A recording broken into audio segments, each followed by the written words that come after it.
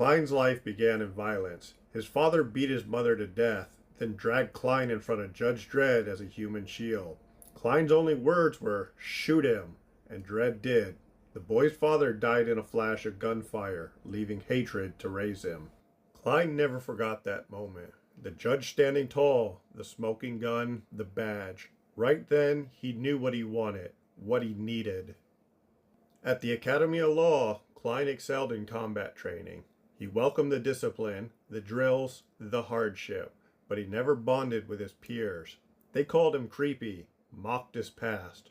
When two cadets pushed him too far, Klein stole a uniform and a day stick, ambushed them, and beat them senseless.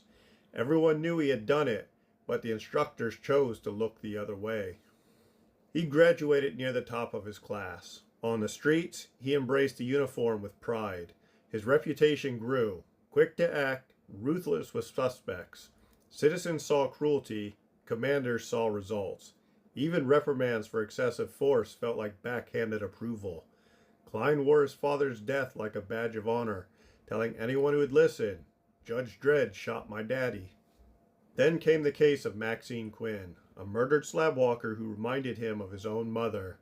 The prime suspect, her abusive husband Matthew Quinn, had put her in the hospital before, but no charges stuck. With no evidence, he was released. To Klein, that was intolerable.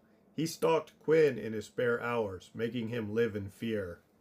Eventually, Klein broke. He shut off his comms, forced his way into Quinn's apartment, and beat a confession out of him. Teeth shattered, blood spraying. He told himself it was justice, but neighbors heard the screams and called the judges. Dredd arrived, just as he had years ago. The confession collapsed under scrutiny. The real killer was one of Maxine's clients, already proven guilty. Another missing slabwalker turned up safe. Klein's violence had solved nothing. For the first time, he felt the ground slipping beneath him.